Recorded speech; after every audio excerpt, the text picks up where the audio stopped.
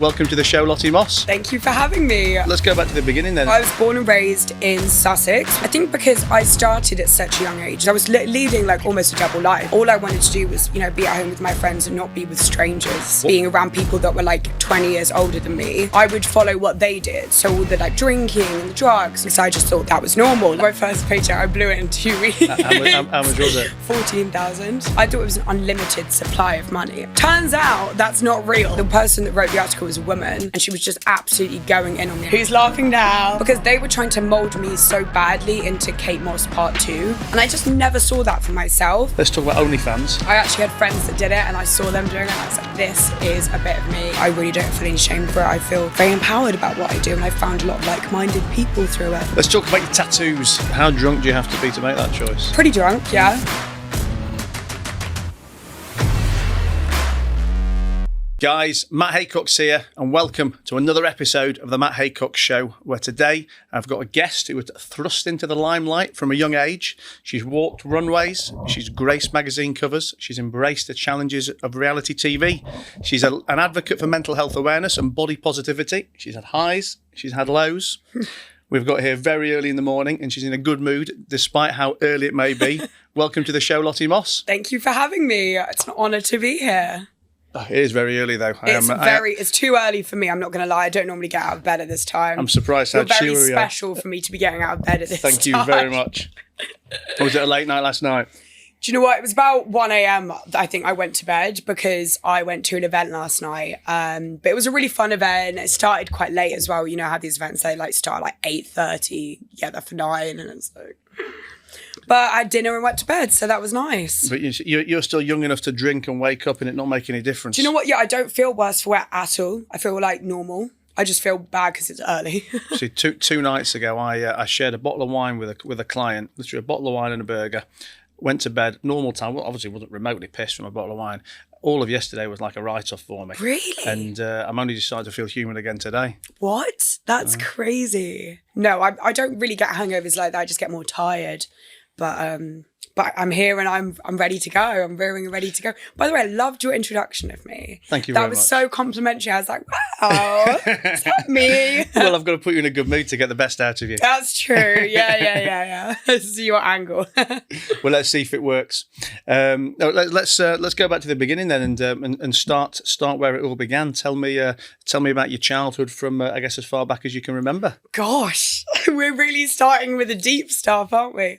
Well, I was born and raised in Sussex with my parents, who are actually still together, 20 years strong. Actually, probably more like 25 years. No, old.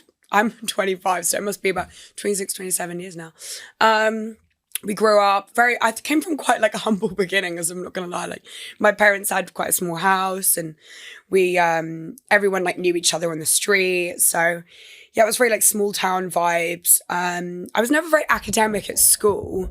So I kind of knew from a very young age I was like destined for more. I was like, this place can't handle me. Like I need to be in the big city with the lights. Like I knew that I was going to be something, you know? And in terms of family life, I mean, obviously we know about your half sister, but did you have any? Have you got any like 100% brothers? No, it was just me, only child. So I was very spoiled when I was younger by my parents. I loved being the only child, and I think I like enjoyed having all my parents' love like on me, because my dad had children from before, obviously, my sister, and he also had a son who's my brother, and no shit. Yeah, my half brother. But I never grew up with them, so it was always just me in the house, which was so nice. I remember my parents got a cat. And we also got a dog. And I remember being so jealous of them when they were like babies and being like, oh, why is the attention not on me? So yeah. And when did you think about wanting to start work? Do you know what? I think I never even really thought of it by the point that I started working. I was about 13 years old when I got discovered by my old agency. And so at 13 years old, you're not thinking, right, what am I going to do with my life? What am I going to do with my career? You're still like so young. And I didn't really start working fully because at that age, you're still not really allowed to work in certain countries and things like that. So I did a few test shoots. They really liked me. And they were like, right, we're going to sit on this until you're 16. And so about 15, 16, I started to do more sort of paid jobs and things like that. And obviously, I know you say you didn't grow up with your sister Kate, but was she an influence? I don't know if influence is a word, but I mean, obviously she was an older person that you look up to as a younger person. Is that what made you want to go into modelling? Do you know what? I didn't even think really that much about her because me and my sister aren't very close. We didn't really spend a lot of time together. So I think more for me, I was like, even at that age, I saw where my life was and the situation that my parents were in terms of my parents didn't really make that much money and they had a lot of money problems. At one point when I was 13, my parents went bankrupt and my mum had opened a shop basically and it just hadn't been successful. And it really caused my dad a lot of upset and my mum a lot of upset. My mum was going through early menopause, and my dad went through depression and went away to go to a treatment center for it. So it was like a very chaotic time in my life, and I think it made me like grow up very, very quickly. So when I hit like 15, 16, I was like, right, I've got to be like the breadwinner for the family, for my mum and dad.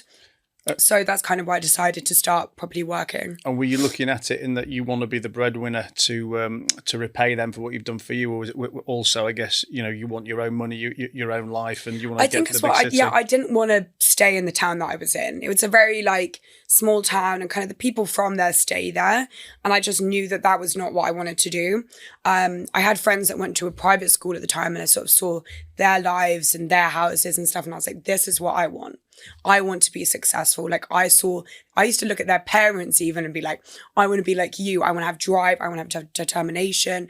And I think, I saw the financial situation that my parents were in. And I thought, I don't ever want to be in a situation that if there's an issue that comes up in my life, I can't afford to pay for it. But my parents were so loving and I wouldn't trade them for the world. Like their love was just like so much better than any money that I could have been given by them. But yeah, I think seeing them struggle definitely, motivated me to want to do better.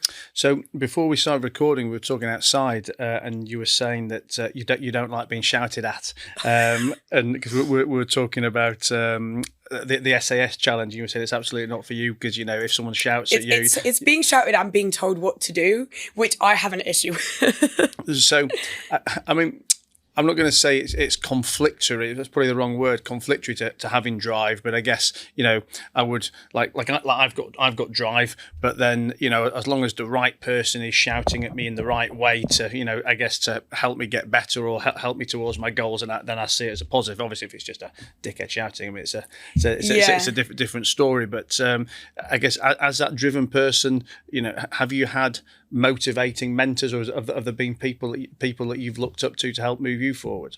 100%. I think the people that I've worked with, definitely, I've met some, creators and some, people in the industry that I was in that just really motivated me. And I think seeing how successful you can be, like, especially women around me, I think seeing women that were just successful and had like made such a career of themselves, because I think it is a struggle for women to get themselves on the same level sometimes as men, like in terms of when they're in a meeting or things like that. And I've spoken to women that have been in meetings and we're often like overlooked. If we've got the ideas, it's kind of like, whatever, and then when the man says it, everyone's like, wow, what a like revolutionary idea. So I think to be taken seriously as a woman, you have to be like very, very, very strong. And I saw so many strong women around me and I was like, I want to be like a boss. I want to like go into meetings and men be like, wow, like she's got the idea. I want everyone to feel that way, but like not just men, but yeah. How much, I mean, going off, I was never planning on talking about this, but I mean, you interesting angle or tangent, right? I mean, how often do you see that in terms of the male female imbalance in particularly, let's say in the celebrity world, in the media working world? Because I mean, listen, I've been in business for 25 years, right? And I've had all kinds of businesses from boring to exciting. I've had strip clubs, I've had bars, pubs, finance, every kind of business, and I've worked with all kinds of people, and genuinely never ever have I have I witnessed women not having the opportunities that men have got. And I know when it comes to my own personal employment, I mean, I can't do the numbers off the top of my head, but I mean, I've at least got a 50-50 hired ratio of men to women, probably more women than men. But again, never ever has it crossed my mind that, I mean, I get pissed off when someone talks about having to hire from a diversity perspective, because I don't want to hire someone because they're a woman. I don't want to hire someone because they're black. I want to hire the best person. And I mean, across the board of my different businesses, we've got old, young, black, white, brown, men, women. But I genuinely, I've never seen. I mean, the only time I see exclusion is in the media. I don't mean in the media industry, but in the newspapers. Do you know what I'd never seen it with my own eyes, and I'd only heard about it. So I'd heard about it from a few women that I've met over the years that worked in the city and in jobs where the company is owned by a white straight male. And I spoke to a friend of a friend recently, and he was saying that he works at a company that is mainly men, and they were trying to hire women, but the women don't want to work there because there's so many men there. And he was trying to explain to the CEO, look, we need to hire more women. But he's like, well, do we really need to? And he's like, yeah, it's 2023, we need to hire women, but they don't want to work here because there's so many men here. And I'd never experienced it until a time where I started to help a friend of mine. Her boyfriend was starting a company which was really similar to OnlyFans, and it's been liquidated now into Playboy Centerfold. But he was explaining to me how fun it would be, and this was my first introduction into OnlyFans actually. And he was like, it's kind of the same, but it's going to be us taking care of you. So I was like, that sounds great. I lived with him and I lived with her. And me and her would help get clients for him. So we'd get the women who would be with him, basically. He'd manage them. And we knew all the girls in LA. So we were bringing him the girls and he was managing them. And he was telling us we were going to get a cut from it. And we pretty much never saw any of that money, Yeah. And we'd go to meetings where it would be him and the two guys that had started the company and put all the money in. And whenever we wanted to say anything, it was shh. Okay, cool, yeah, whatever, no one cares. And that was the first time I'd really experienced it, because I've never worked a 9-to-5 job. So I'd never really been in a situation like that before. And I was like, oh my God, that's crazy. But yeah. Yeah. I don't know. I mean, I'm almost making up scenarios or making excuses, but I mean, I definitely hear about it more in the let's say the banking world, the corporate world. And maybe it's because, I don't know, almost in those businesses, it's not the people doing the employing, it's not their own money. That they're a banker on a corporate ladder or something, where ultimately they're playing with someone else's money, and there's some girl that they fancy and she doesn't give the attention back, so they keep her pushed down or whatever it may be. But I just think, as a business owner, where every penny of the business is my own, and the success or failure directly impacts me at home, why would I do anything other than hire the best person, best person for the job? No, 100%. I think it does differ, and I think it definitely in the fashion industry and things like that, it's not really an issue. But I do think more in the corporate world and things like that, it's probably a little bit worse. So let's go back to modelling. Yeah, circle back. I feel we're going to be doing a lot of debate there. A lot of circling. So you got spotted by a talent scout or something, agent, when you were 13, 14. Yeah. But they wanted to hold you back till you were 16. Yes. So what happened during that time? So what, during the first few years, or? Well, I guess I'm saying, were you happy to wait for that agency till you were 16, or did you want to find someone else? Yeah, I was so young, and I was at school, and I had other issues. When you're at school and you're talking about who the boy that fancies you, or what you're doing at the weekend, or the party you're going to. And I think because I started at such a young age as well, sort of 16 years old, I was getting taken out of school, and I was going to shoots and things like that. I was going to different countries. I was leading almost a double life. And it was, so when I was 17, 18, I remember going to LA and then coming back to school and being this is so weird. I'm on a video shoot, I'm a huge budget shoot, and then I'm coming back and going to school and reading books and doing lessons, and I found the whole concept so strange. But strange and hard, did you not want to come back to school? Do you know what I did? And this was the thing I struggled with, especially when I turned 18, I moved to London and I decided to do full-time modelling. I really struggled with how much I was away from my social life and my friends. And I had a boyfriend at the time, and I really struggled with just not being normal anymore. Because I liked that I had half normal and then half, crazy life. But when I moved here and I had no school anymore, it was my full-time job. And I really struggled with that. And all I wanted to do was, be at home with my friends and not be with strangers that were essentially like making money off of me, like just working me like a show horse. Like it was really, it was really taxing and honestly very, very stressful for somebody of that age. Being around people that were like 20 years older than me, and them sort of, I would follow what they did. So all the like drinking and the drugs and all of this, I did exactly what they were doing because I just thought that was what was, that was normal. Like that was the fashion industry. And, being worked as much as I did as well, I think was quite, from an angle from an agency, they want to make the most money out of you while they can. So they book you on every single thing that they get that's money, So I was Japan, New York, Milan, Paris, like LA, here, there, everywhere. I was like never at home. So I think that was really stressful. But I had a good time and it was an experience for sure. And it's definitely made me who I am today. And I've seen so many different sides of an industry that now I'm like, right, I can take that and put it into my future life. And what was the money like back then? I mean, like, can you remember your first job, your first paycheck? Yeah, I remember my first paycheck. I blew it in 2 weeks. How much was it? 14,000. 14,000 for your first job? For my first job, yeah. How old were you, 16? Yeah, I think 16, yeah. And what was happening? Well, obviously you blew it. I was going to say you've got access to it. Well, I didn't blow it. I spent it on clothes. Investing. Imagine me who I'd only ever really got pocket money and stuff here and there. My mum and dad, they weren't really making that much money. So at Christmas and stuff, I never really got it's not a sob story, I'm not sad from it, but I never really got really extravagant presents or anything. So when I got this 14 grand, I was like, here we go. And did your parents, I mean, were you allowed to have all the money direct at that age? I don't know, sometimes when it's like child actors or child workers, like the money has to kind of go through the parents. Right, so this is funny actually. I blew this 14 grand so quickly. My mum and dad were like, right, we have to do something here because our kid is not built for this.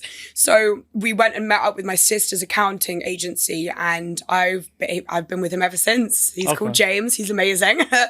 And he manages my finances now. So after that, I had someone to manage my finances because otherwise I would have blown through that so quickly. And you mentioned your sister. I know you say you're not close. Back then, I mean, like when you got your first job and you started to work, I mean, were you close then? Did you go to her for any advice or? No, we just never really spoke, honestly. Oh, really?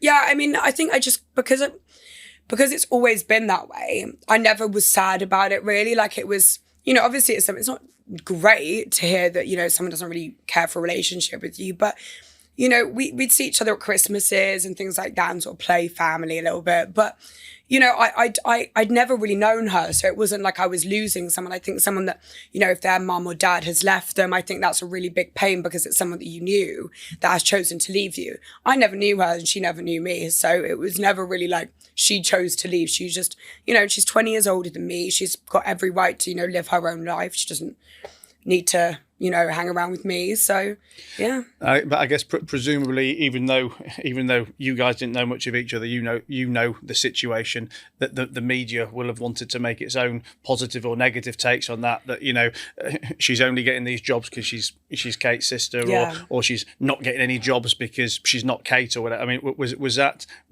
something you witnessed and suffered from the beginning? Definitely. All the articles at the very beginning were Kate Moss's sister, Kate Moss's sister, Kate Moss's sister. In a positive way. In a positive way at the beginning, and now it's kind of the narrative's changed quite a lot to that she's embarrassed of me or all of these things. But it's such a shame that the media will just make up whatever narrative that they want to make up, and I know what the reality is, and I don't really think it really matters what everyone else thinks. Do you read your own press? I sometimes, yeah.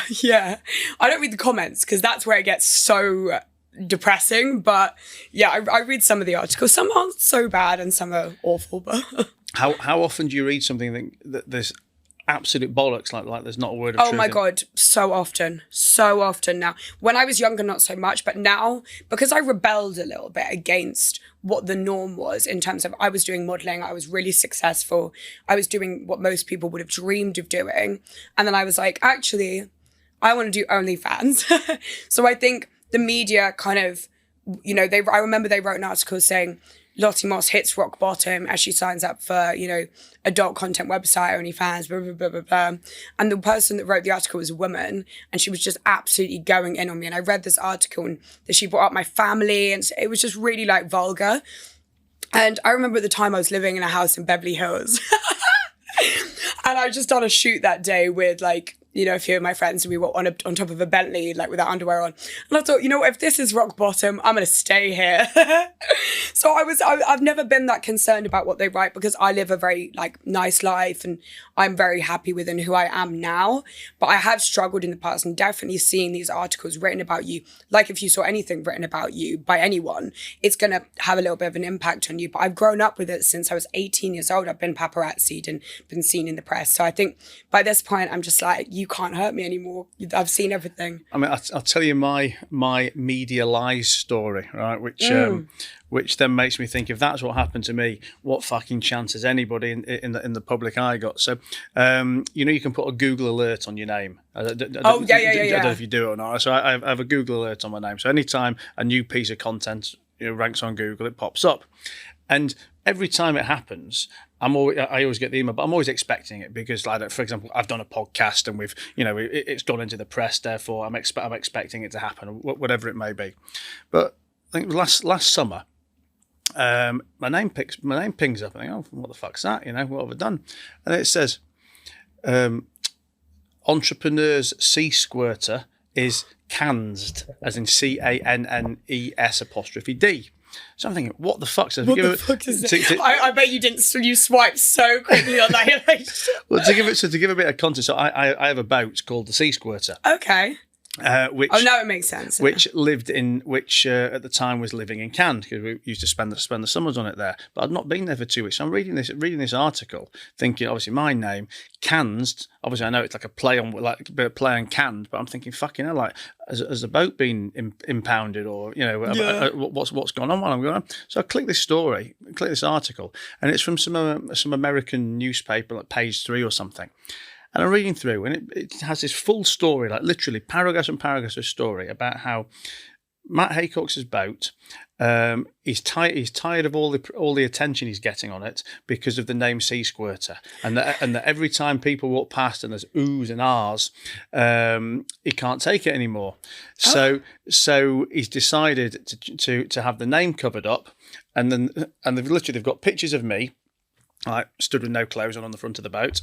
They got pictures of like girls jumping off the back of it, but then this kind of captain on his knees sticking white paper over the name. Oh wow! So obviously, now I've read it through, I'm thinking, oh, thank fuck for that. You know, like, you know, it's absolutely nothing. But where has this story come? And the whole truth behind the story. I mean, it wasn't even a story. Like literally, we booked it for a charter one night. It wasn't even a charter. Someone was using it for a cocktail party for like 4 hours. Oh, okay. And the woman who was coming to use it for a corporate event, she saw the name, and she's like, oh fuck! It says to the captain, I don't want anyone seeing that name. Not that anyone would have fucking noticed, but you know. So she says to the captain, can you cover the name up? And I only even knew about it because he sent me a picture of them putting white paper on the back of it because he thought it was funny. And literally it was on and off in 4 hours, and it was like a non-story. But some random journo they are pulling stories out of hats into the most mental thing, you know, literally like putting pictures of me and my missus and whatever on there. I'm thinking, well, if that's the effort you can go to make absolute garbage about me. They love to like get a story that's nothing, and they make it into they make it into this whole they make it into this whole thing. It's so ridiculous. I don't even know how they do it. I'm convinced they're pulling things out of hats. They're like, right, so we're going to pull a name and then we're going to put a story out of it and then just match them together. It's crazy. So let's go back to your prolific childhood spending. Yeah. So you met the accountant James. That was called James, you said, James, and you've been with him ever since. What did he say to you? How did you start to manage your money back then? Because I presume you honestly, wanted to spend it, he wanted to keep it. I've never been good at managing my money, and I will admit this. Like, I spent every penny of what I made back then, everything, and it's one of my biggest regrets in life. When? Until around about now, honestly. Yeah, like, to be honest, like, now I've got money in my account. But honestly, for a lot of years, I really struggled because I was just spending and spending. And for the longest time, when I was, 18, 19, 20, whatever, when I was really doing modeling, I was just making money. I didn't have to look at price tags. I was just spending and spending and spending. I thought it was an unlimited supply of money. Turns out that's not real. So, what can you put a figure on what you think you've earned and spent? God, it would be sad to, honestly. Let's depress each other. I honestly don't even want to, because it's honestly like, it's so depressing, and so like, I feel like it's just like, if people are listening, they'll just be like, God, you idiot. Like, it's a very lumpy 7-figure sum. It's a very, very lumpy sum of money. Like, it is crazy. But you know what? It's taught me that, the thing is with money, you can always make it back. This is the thing. And it's really motivated me to be better with my money now. And rather I figure it out now than when I'm in my 30s or 40s that, like, damn, I should have saved my money. I'm still very young, and I've still got a lot in my career that I want to do and that I know I can do. So, and I think, it's a lesson. but do you regret it? I think I regret spending the money. I regret not buying a house. I regret not investing in something with that money. But I actually did. I tried to buy a house back then, and I asked my accountant, can you ask the bank, blah, blah, blah, blah, blah. They declined. They said I was an erratic spender. I was like, yep, that sounds about right. So I actually wasn't even allowed to buy a house back then. But I do really wish that I'd figured it out and spent less. And well, let's be clear. You could have bought a house. You just spent so much money. You wanted a mortgage. Do you know what it was? It was that my spending was so up and down. It was like one month I'd spend a certain amount, 1 month I'd spend less, 1 month I'd spend more. So they need it to be like on a trajectory. But I do regret it. But at the same time, you can make all that money back, and it's taught me so much as well to be better with money, and that money does run out. Are there any, other than just spending on clothes and living a good life, and any specific like one-off crazy purchases, or buy some dinosaur remains that you've had sat in the front room or anything? You know what? No. Like, I think I spend a lot of money on just like hotels, really nice holidays. I once went to LA and I like paid for my friends' flights and paid for a nice villa house in the hills. It was like 10 grand for a month or something, like that kind of craziness. But it was, more just places I was staying and the holidays that I was booking and the flights that I was booking. But I had no respect for the money, because I was like, if I like missed a 2 grand flight, I was just like, just book it again, just do it again, fine, we'll have another 2 grand. It just didn't process in my brain that, this money will run, it's going down, and, when I stopped modeling full time, it was going down, down, down, because I wasn't making any more, so yeah.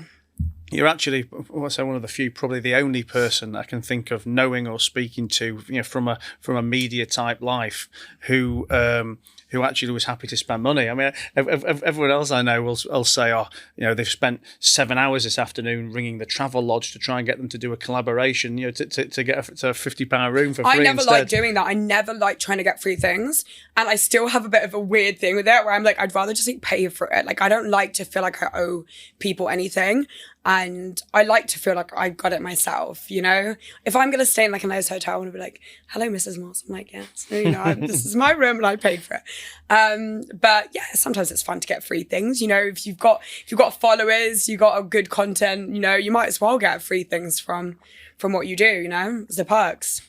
Let's have another rewind. Yeah. Go back to starting modelling again. You said that you were spending a lot of time around people 20 years older than you, and you were kind of doing what they were doing, drinking and doing drugs. Let's talk about drugs. I presume you can remember taking your first drug. Yes, I do remember taking my first drug when I was like so young. I was like 15 years old. What was it? It was MDI, actually. And I think I remember smoking a bit of weed at the time as well. And then, but yeah, it wasn't a serious thing for me until I moved to London. Honestly, I never really, I took it here and there when I was at parties with friends when I was younger, under 18.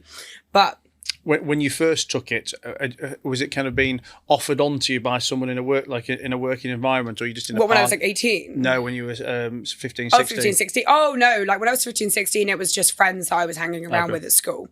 And yeah, actually probably was a bit younger, actually. Thinking about it now. Well, I had Kerry Katone on here a few weeks ago, and she was saying that she did her first line of coke with her mum at 11 years old. What? That's crazy. Because her mum gave it to her and told her it was sherbet. That's crazy. Oh my God. That's wild. No, mine was not given to me by my mum, but it was literally a bunch of us, like just friends and stuff. And we, we'd go to like each other's houses. And just one time someone had MDMA and we were like, yeah, let's take it. But we literally stayed in the house. And I remember like just not being able to handle it well at all. Like I remember like being so thirsty. I had like a saucepan of water and I was just drinking out of it like, but at that stage in my life, it wasn't something that I even really cared about. I really enjoyed. I had a very happy childhood mostly, and it wasn't something. I think drugs is mostly when you become addicted to it, or when it becomes a problem, is when something is missing in your life, and when you're not happy, because it becomes a substitute for the like unhappiness that you feel. And so I never really had an issue with it until I moved to London, and I became quite depressed. And that was when it became quite bad, You became depressed in London and therefore started taking more drugs. Yeah, so it became something I wasn't super happy with where I was at in my life, my mental health. And I since then I've addressed my mental health and I found out the problems that I have with it. But at that stage, I had no idea, that I had mental health problems. And so when I started taking drugs, it made me very impulsive, and I'm already a very impulsive person. And it was just, out of control.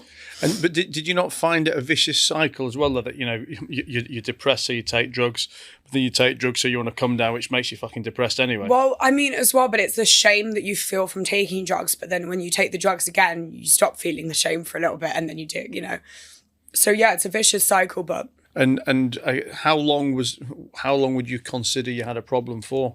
I'm trying to think. Honestly... I don't know if I had so much of a problem with the drugs in itself, more than just like I'm very impulsive, and I didn't really know this at the time, but I was really depressed. So I did actually end up going to a treatment centre at the beginning of last year, and I used drugs as more of an escape than it was anything else. And it wasn't even really about the drugs. It was more just about the escape that I needed for myself. Like I needed to feel like I had some sort of control in my life. My agents were very... they had control of most things in my life. My weight, my hair colour, my boyfriend, who I was dating, things like that. It was all very like controlled, what I was wearing. Everything was controlled for me and planned out for me. And I just needed something that they couldn't, mess with. But why did you accept that control? And it's a specific question, because you've already told me that you don't like being told what to do, you don't like being shouted at, it normally make you go the other way. So how come you were accepting of being controlled at work?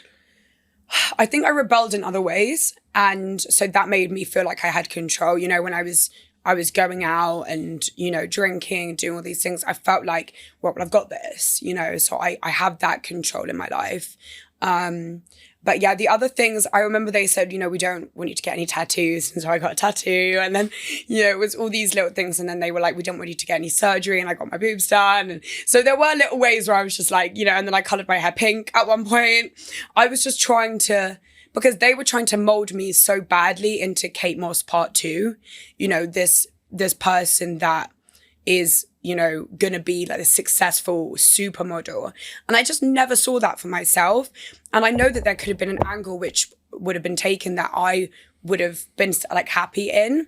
And now I'm working with brands that I actually really enjoy working with, and I'm with a new agency, and they've asked me, where do you want to go in your career? Instead of like, right, this is where you're going to go. This is what we see for you. And when you first started, where did you want to go? Because I guess if you're getting booked in those big cities, those big brands, it must have been very natural to think, well, I can follow in Kate's footsteps, or I can be, but you you never thought in those terms. You were just kind of just going with each job and each day and exactly, getting another 14 grand to spend. Yeah, another 14. Do you know what? And I am so, and I don't want ever to come across like I'm, not grateful for what happened. Like I really am, and it's got me where I am today. And I just think it could have been handled better. And I think the people that are working in this industry need to take care a little bit more of the young people coming into this industry, because it is a lot to be in this fashion industry, in this, modeling industry. It's a lot of, pressures, and it's a lot of, way and being the right way and being the right look and having the right fashion sense. And it is a lot of pressure. And for a young person trying to figure out who they are, it completely, I had no idea who I was. When I left that industry, I was like, I'm still, kind of in it. But when I left my agency, I didn't know who I was, because they kind of sculpted me to be this person. And I thought, I don't even know what I like. I don't even know the clothes that I really like. I don't even know, what I want to do with my life. I had no idea. I was so lost. And when you hear the stories about, like modelling agencies putting pressure on the girls to lose weight or to maintain a certain weight and stuff. I mean, Is it always in like an unfair type situation? And I know you could, in today's world, everyone says it's unfair to tell anyone what weight or whatever they should or shouldn't be. But I mean, like sometimes you look at a boy band and they say, oh, it's unfair. Management's been telling him to lose weight. Well, he's fucking fat. I mean, he needs to lose weight. I mean, but then when you've got skinny models anyway, that then it probably does look unfair and unrealistic and causing anorexia. I think like. You see, the thing is with musicians, it's like they can kind of look, they should be able to look however they want, because their talent is not based on them looking a certain way. Their talent is their voice or their skill. You don't want a chubby member of Boys Zone bouncing up and down the stage, do you? I mean, for me, I just don't think that weight should be a thing ever. It is, you get hired for what you look like, and if someone doesn't like it, then they can fire you. Do you know what I mean? Well, they can't anymore, but like, it's just, I just think being told how to look is it can trigger so many things in your brain of like eating disorders and things like that. And I'm so shocked I never got one. Like when I was working with my agency, I remember when I first moved to London and I was taking things more seriously now, because I was living here now, so I had all the free time and I was working full time. And they were like, right, we're going to get you a personal trainer because you need to be a 23-inch waist. And I didn't really think that was weird at the time. But when I tell people now, they're like, that's really bad. I can't put that into context. I mean, what's your waist now? Probably like 27, 26. Okay. So it's very, very small, especially for me who's quite small. You're making me feel very podgy with my 32-inch jeans. Oh God. Well, you don't have to get on a campaign tomorrow, so you're lucky. But I've got to make a naked snow globe. Yeah, you do, to be fair, to be honest. But yeah, so I think I just wanted to, I did want to stay in shape because I did want to look good. And I do still want to stay in shape because I want to look good. But I think telling everyone to be a certain size and waist, it's not realistic. Mm-hmm. Do you know what I mean? And they can't do that anymore, which is good. But back when I started, they did. I going back actually, just a childhood thing, I made a note of a comment I read in the papers about you saying that you paid for your own private school. I did pay for my own private school. So when was that, like 16, 17? When I was 17, I moved to private school and I paid for it, yeah. And why were you still at school at that point with the modelling going on? I mean, you have to finish. So I was the first year, I think, where you had to finish college. Oh, okay. So you have to go until you're 18 now. Oh, do you? I had no idea. Yeah. Oh, really? So you have to go to college, so you have to finish until you're 18 and you can leave. Oh, okay. Yeah. Cool. So I had no choice. But what were you studying? Sorry? What were you studying? I was studying media photography. And I did BTEC business as well. And then I was also doing English at one point, but I dropped it.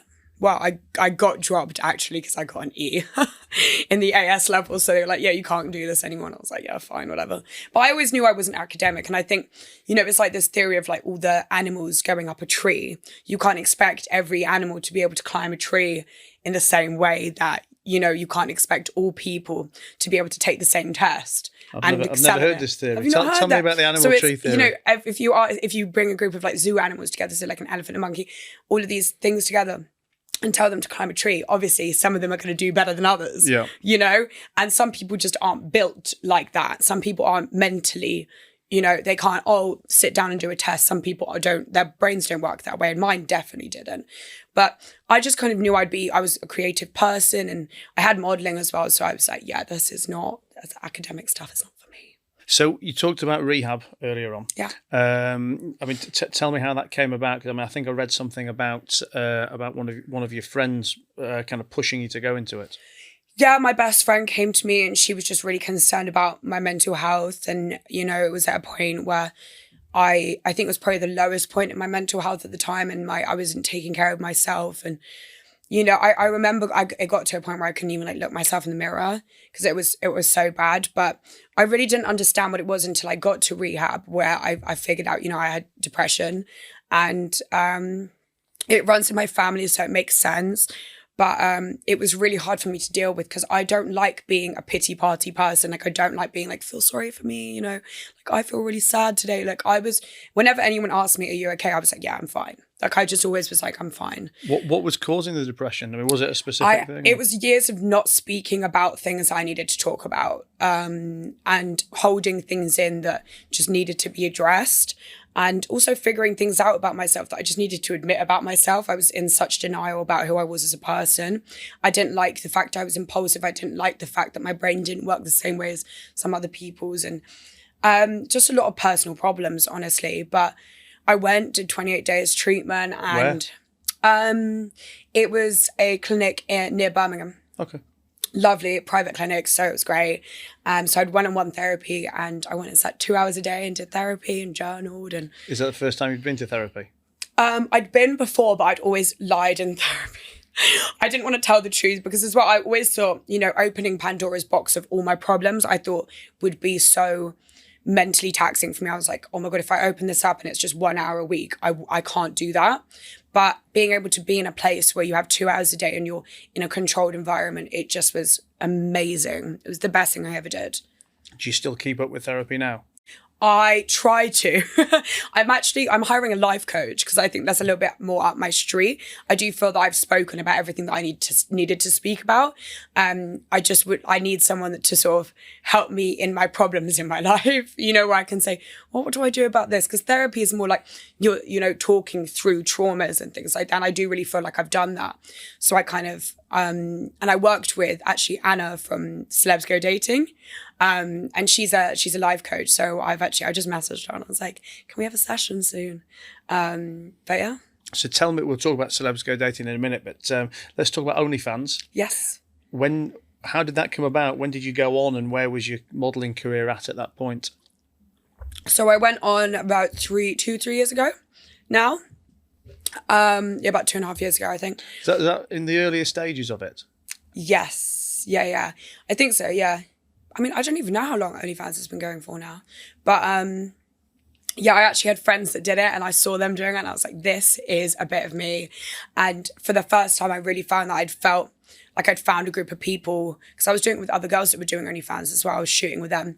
And I found like a group of people that I fit in with finally. And I was like, oh my God, these are my people.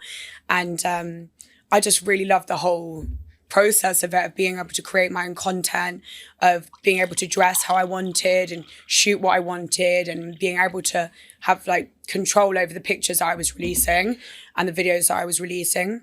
And what were your first shoots nude? Yeah, I think so. Yeah. Had you done anything like that before? No. I'd always been a very liberal person. I've always been not sexual, but I just really like the female form, and I really like, it makes me feel empowered. It might not make everyone feel empowered, but being naked and, dressing in like sexy underwear, I feel great about myself. And I met a group of girls that also felt the same, and so we'd shoot together and I had the best time. And it was actually when I was in LA that I started it. So we were outside by the pool shooting. I was just having the best time. And I continued doing it. So, yeah. And at the time, were you still doing mainstream work? No, I actually got dropped by my agency for doing it. For doing OnlyFans, yeah. So that's kind of where I was going with the question. So you were still doing work, and then you did OnlyFans, and then I did OnlyFans, and then I got the call up, and they were like, "Yeah, we can't have you anymore because you're doing OnlyFans." I was like, "Okay, fine." I wasn't that bothered at that point. I was in a contract still, with a clothing brand that I'd been working with. And did they drop you as well? yes, yeah, they did. But I kind of expected it, and I looked over the contract before that I wasn't breaking any of the rules, so they just dropped me without, they didn't charge me or anything for it. They just chose not to work with me again, but it was fine. But I just think it's so silly, because I think, like, why should I be punished for, like, wanting to do what I want to do, I don't think it's that offensive. I had Sarah Jane Dunn. Don't know if you know her. From Hollyoaks. She was on here a few weeks ago, and her story was kind of around OnlyFans as well. I mean, she'd been on Hollyoaks for about 20 plus years or something like that, and then she started doing OnlyFans during, I'm going to say it was like back end of COVID or something, because obviously she'd been earning less, but she didn't, nor does she do anything more than implied nude. Just still bikini stuff, and she got fired from Hollyoaks for it. And I guess her whole anger around it was we've spent our whole career at Hollyoaks being forced to do like the Hollyoaks annual calendars and stuff, where we're doing it in bikinis, which none of us want to do because we're actresses or actors, not not models. And you're not giving me enough work, so I go and do the OnlyFans, and then you fire me. But I think she says she earned more in her first month than she would have earned in 2 years of exactly. Who's laughing now? What was your first month? My first month was good. Yeah, it was nice. It was nice my first month. Yeah. But I still make very, very good money off of it. Does it tail off over time? Goes up and down, depending on the months as well. Obviously, certain months do better than others. Christmas, everyone yeah, exactly. So this is the thing. There's like lonelier months, and then there's like, and then there's months where people are on holiday and people aren't really doing it. But what is the lonely month?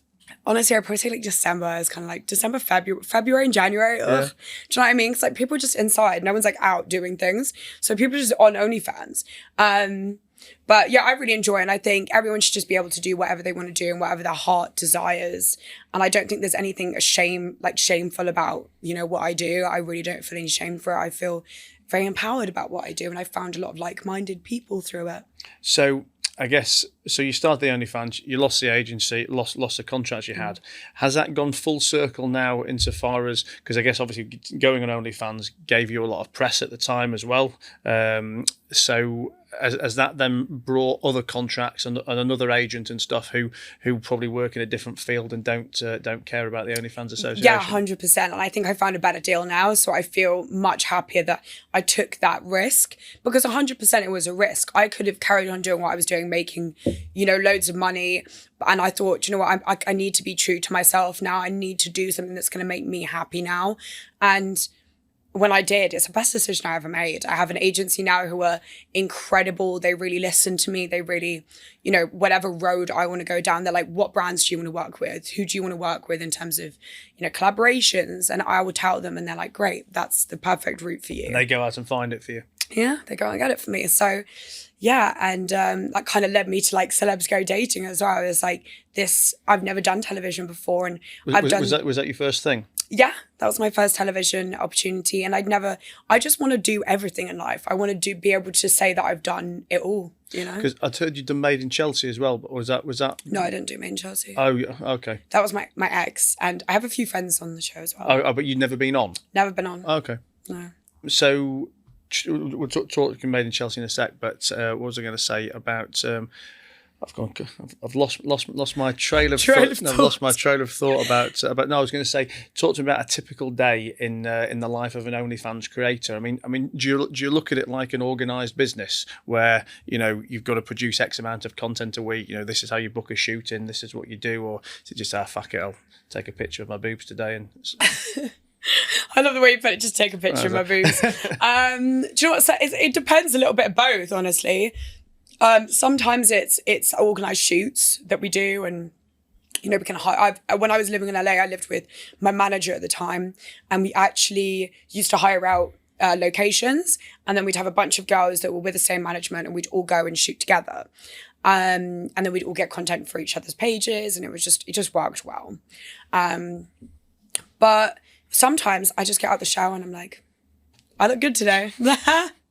So it is completely dependent. But yeah, sometimes I'll shoot with one person, sometimes I'll shoot with two, sometimes just me and my best friend. And I'm like, can you take a video of me? She's like, cool. So yeah, it's very dependent. Have you seen that one thing performs particularly better than another? Like, you know, like a selfie getting out of the shower is better than organised, highly made up. 100%. The content that I take when it's more natural and it's just me and me and my phone, me and my camera, works way better than an organised shoot. I think it's a bit more personal. So when I send them, it just means that like it's, you know, it's giving more like directly to them than an organised shoot, which is obviously, you know, a whole production. So Celebs Go Dating. Yes. That was your first telly.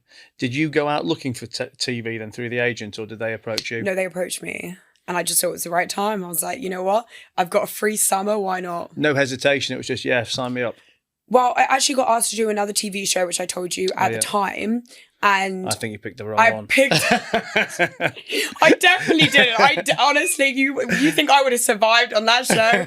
Absolutely not. I want to speak to you again in 12 months' time. And I want you to have told me that you've Maybe done it. Maybe I'll do it next year. You never know.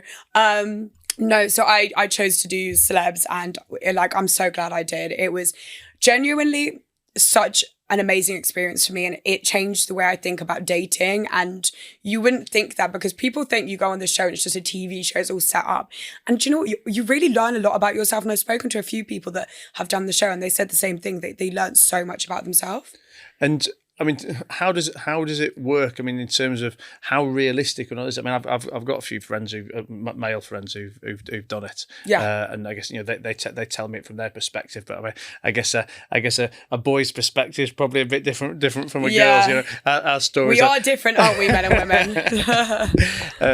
But I mean, yeah. How realistic is it when do you meet the people that you're going to be dating? And well, it's just kind of like going on a blind date. It's not set up. Obviously, it's set up. It's television, but you know, it's just like being set up on a blind date. You know, it's like. But the whole thing's under the camera. Yes. Yeah. So we don't actually get to see the people until we're on the date. You know, when we walk in for the date. I'll be honest, I've never seen it. Never no. Well, should have done your research. Have you listened to my podcast? Yeah, that's fair. Touche. But yeah, no. So when you walk in, the producers don't let you see the person before you actually like are on the date. So that's all real. All the reactions are real. The conversations can be steered one way or the other. So if they want you to sort of touch on something, also there's some of the questions, you know, like just ask them maybe where they're from or like whatever. They kind of give you like pointers, and especially because I think a lot of people like aren't that great at dating, and I think, you know, sometimes you don't really know what you're meant to say. I did actually. I don't lie. I haven't seen it, but I did see a clip of yours on social. I think where the fuck it was. It was. Do you want to have it been spat in your mouth? That was after a few too many tequilas. Yes. Was that a staged question? No, I genuinely just came out with that. I wish I could say it was a staged question, but no, it was. You can take all the credit. Genuinely, for that one. Yeah, I just came out with that. No, it was an experience, but I also dated someone actually on the show. So someone you went on a date with on the show? No, someone who was one of the celebrities I was dating, sort of off camera as well. So it was I think a very emotional experience for me because of the fact that I was actually dating someone on it. But did you know him before, or you met him on the show? I met him on the show. Oh, really? You're not dating anymore? No, thank God. I think it was one of those Stockholm syndrome things where you kind of like feel really bad. But it's kind of the person you're stuck with. You know what I mean? We were filming a lot together, and, you know, he's, you know, attractive. And I just was like, I thought it was a little bit something more than it was. But I don't think this person is ready for any type of relationship. I think he's got a lot of problems within himself that he needs to work on. And I need to be with someone that is like, you know, figured themselves out, is sure of themselves. So yeah, that was a disaster. Was yours the show where Vanessa Feltz was on? Yes. Legend. She was on here a few weeks ago as well. I love her. She's so funny. Isn't she just such an icon? What did you talk about with her? What do we? Well, I mean, obviously she's been in the media and I guess in TV journalism for like 30 plus years or something. Yeah. So I mean, similar kind of chronology to this. Starting young, and her parents. So she's from a Jewish family, so they were like, you need to go and marry a doctor and stop messing around, writing these blogs for a newspaper and stuff. But interesting chat. Thorough, total professional. Oh my God, such a professional. Loves to work. I mean, even now at like whatever she is, about 60 or something. She's a boss. Like she really gets in the is. car to that job. She was doing that on Celebs. She was filming Celebs and then going off to film, her other show, and so she was going back and forth. But she is very, very dedicated and like such a hard worker. It was like very inspiring to watch her dedication. So when's it out? It's already been out. Has it been out? Babe, yeah, it finished. It finished like so out of touch. It finished like last week, I think. So okay. Yeah. And has that led to some follow-on opportunities for you? Definitely, I think so. Yeah, definitely. Obviously, it's been Fashion Week as well, so I just walked in a show for the first time in many years. I used to walk a lot when I was, on a as in runway. Yeah. Who were you walking for? Quite often when I was younger, and then I hadn't had anything for a while, and obviously I'm not really like a runway model.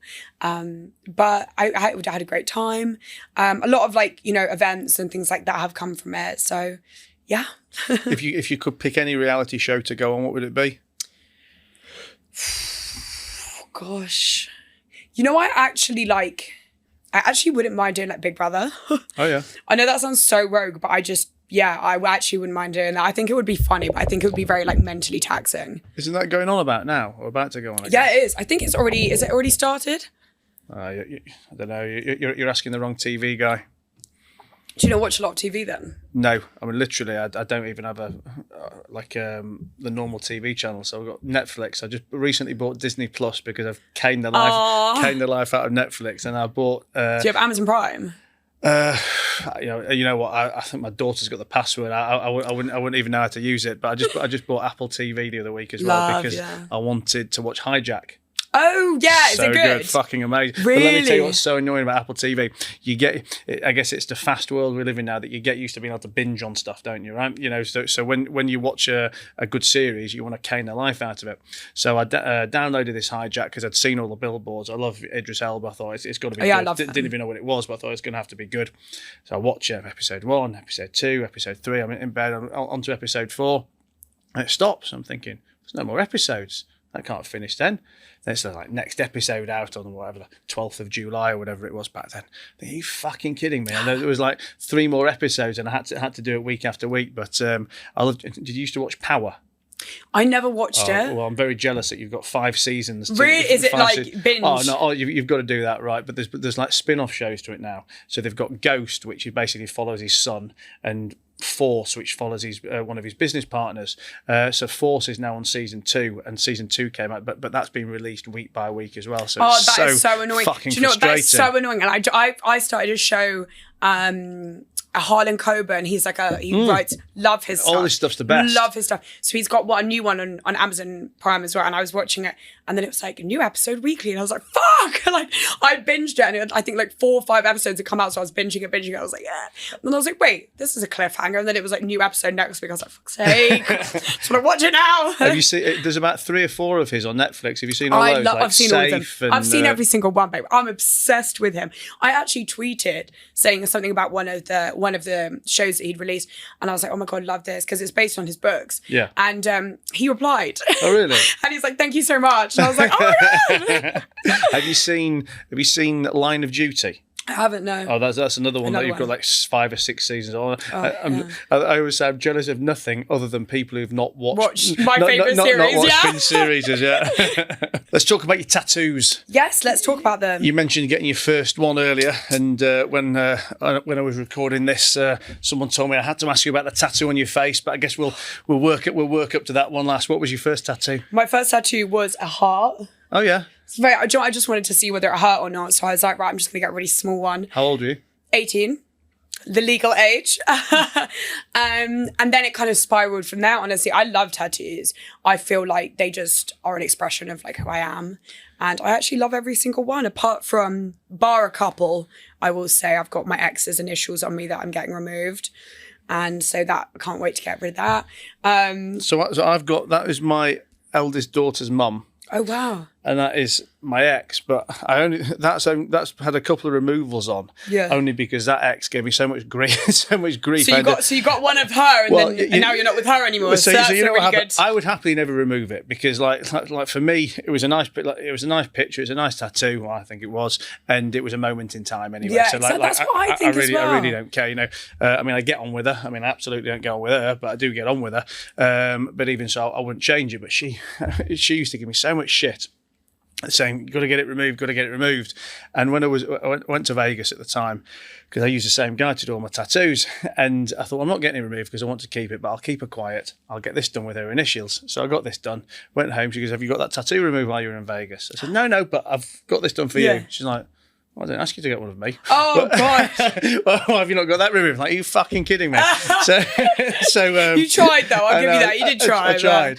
Tried to get out of it. I know this is like so black, because have you had the removal yet? Oh, yeah. I mean, it hurts. It hurts. Think having a tattoo doesn't particularly. I mean, it hurts when you're going over and over and over, like etching the black. I know what you mean. Having it removed. I don't have any big pieces like you do, though, so I've never sat in like the chair. Let me tell you, that was fucking painful.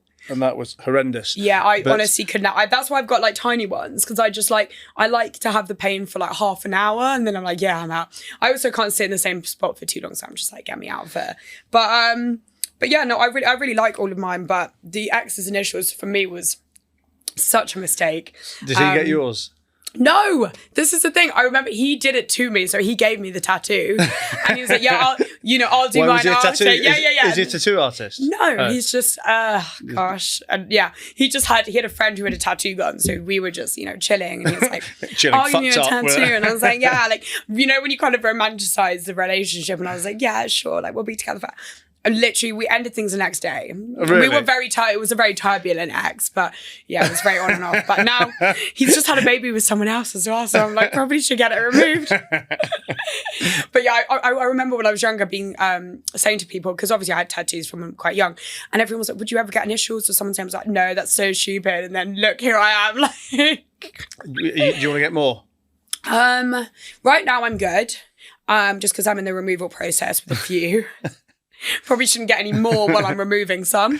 But yeah, I definitely do in the future, for sure. I like the patchwork style, and I want to get, because I've got one here, so I kind of want to get one there. What does baby girl mean? Just baby girl. I like baby. I like the word. Not a nickname or anything, no? No. Cool. I call a lot of people baby girl. Yeah. You can pretend to lots of people it's for them. This is for you, babes. That's the last supper. If I get a girlfriend, I can go, baby girl, this is you. It's for you. And you were coming. No, that's the last. The last supper, the painting. Oh my god, yeah. But so I always wanted to do it. But what I wanted to do was I wanted to have all of the disciples as my mates. Oh my god, that's jokes. I love that. But I could never decide who the 12 people were. And then I don't know why it took me so long to think about it. But after like 2 years, I thought, hang on, why am I waiting for 12 people? That the heads are like a minor part of it. I might as well get it done, put the 5 or 6 on that I want to have on there, and then I can fill the other ones in later. So I've got there's my dad and a few best mates. There's an ex-business partner who I horrifically fell out with. Who no, I think he you need to stop getting people's faces on you. You need to stop getting initials and stop getting faces. But I've got like 5 or 6 bodies with no heads, and people are always saying, "Oh, I want to go on there." So I'm thinking I can sell spots on there now for. Oh yeah. And then if they piss you off, you're like, I'm going to take you off. Well, at least you've paid for it. It won't exactly. matter. Talk to me about social media. I mean, I guess at your age, you've never known any different. You've grown up with social media. You've not known a life before and a life after. I mean, did you? I presume you had an Instagram account when you were a kid before you were famous, just doing your normal pictures and stuff. I mean, when did it start to become a business, both positive and negatively? When I first started with my agency and things like that was when I first sort of started with social media. But even when I first started at like 16, it wasn't really, this was about 9 years ago. It wasn't really like that big of a thing like when I was 15, 16 years old. It wasn't like, Instagram was still like the filters and the like just pictures of your food and your dog. And like, it wasn't a business at that time. There was no adverts, there was nothing like that. It was simply a social media platform. And as I grew up, obviously it evolved into being what it is now, which is like a huge marketing, thing where all brands can market their clothes and market this and market that. And it's basically an advert now. So I kind of had to evolve with the times, which sounds really weird because I actually am very young, but I still did have to evolve with it because I was like, I don't get it. Like, I don't know how to do the content and stuff, but now I just do things that make me happy. And, you get brand deals from it, which is great. So I've become a lot better with that, but yeah, it's a tricky one. To be a content creator is actually a lot harder than I think people think. It's a lot of like time and energy into it. I think the big point people miss is you've got to create content that people actually want to see. 100%. You have to be funny, you have to be relatable, you have to be this, you have to be that. But I think I used to try really hard to be like relatable or to be this and that. And then I was like, I'm just going to be me. And I think from Celebs Go Dating, my social media has definitely like gained so many followers. I've gained, a lot more people that actually saw the real me and were like, oh, okay, we get her now. Because I think it was quite misunderstood maybe for a little while. Because I do very outrageous things and I've been in the press for some like crazy things and people didn't really get me. And I think seeing a side of me on a show definitely like brought a lot of people in, and sort of I get requests now where people are like, we want to see your skincare, we want to see your outfits, we want to see this. And now, so it's given me a bit more of, okay, now I know what people want to see. Whereas before I was like, people aren't going to want to see that. I'd film something and be like, that was boring, no one's going to watch that. Like, so now I actually get requests. And so now I'm like, okay, now I know what people want. Speaking of doing crazy things, we managed to finish tattoos before talking about that one, didn't we? Oh gosh, I thought you'd forget. I got this one when I was in Bali. Again, how long intoxicated. Recently, yeah. So in December of last year. Yeah, it's definitely a choice. I mean, how drunk do you have to be to make that choice? Pretty drunk, yeah. Pretty drunk to the point where I was drinking like moonshine in a tattoo parlor in Bali. That would do it. That'll do it. Yeah. But you know what? I'm very much. I don't regret anything I do. I think it is what it is. It's a part of me. It was funny at the time. And when I'm older, I like when I'm a lot older and I have kids and things like that, I can be like, do you know what? I had a face tattoo once. Like that's just a funny story. Are you removing it? Yeah, I'm removing it. Yeah. So it's going the same way as Alex's initials, yeah? Yeah, it's going the same way as the initials.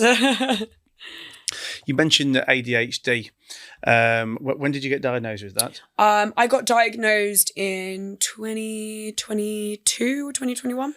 And I guess, do you do anything to manage or treat it, or is the diagnosis of it just that you understand yourself better? I definitely understand myself better now. I think before I was really ashamed of it, and I didn't understand what it was, and I didn't understand all these traits in my personality, and my behavior that I didn't understand. I just didn't know why I wasn't, as motivated as other people. I didn't know why I wasn't, organized like other people and things like that. And I think learning about it just took such a weight off my shoulders because I was like, oh my God, I'm crazy. Like if I tell people about what I feel, they're going to be like, psych ward, like you're gone. And then I spoke to a few doctors about it and got diagnosed, and it was the best thing that ever happened because now I actually know why I do certain things. And do you take any meds or anything for it? I have done. They just didn't work for me. But I think you can find the right one definitely for you, but I haven't found the right one, and I've just learned to deal with it in different ways.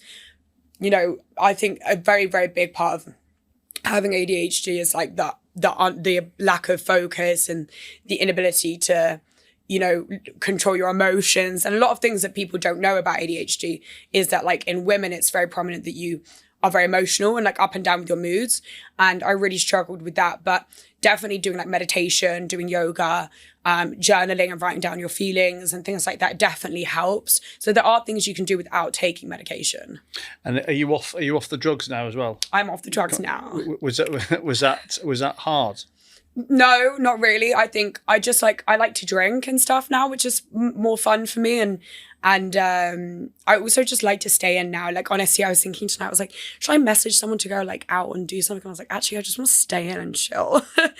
I think when I'm at the age now, I'm just like, I've done it all. Like I started so young and I've gone to every party. I've been to every place. I've gone to Ibiza. I've done LA. I've done New York.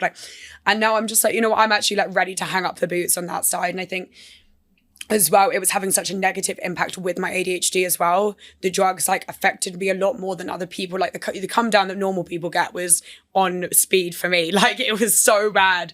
But yeah, like last night I went out, had a few drinks, got home, had a pizza and went to bed, and it was lovely.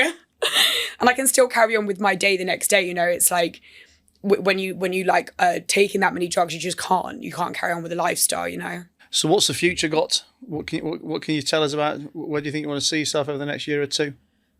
I think so. I'm actually starting up an agency for OnlyFans at the moment, which I'm really, really excited about. It's very early days and it's not launching till 2024, but I'm really excited. And is that to manage existing creators, or is that to take people to help them become Honestly, a bit of both. I'd love to take on, you know, people that have never tried it before that want to do it.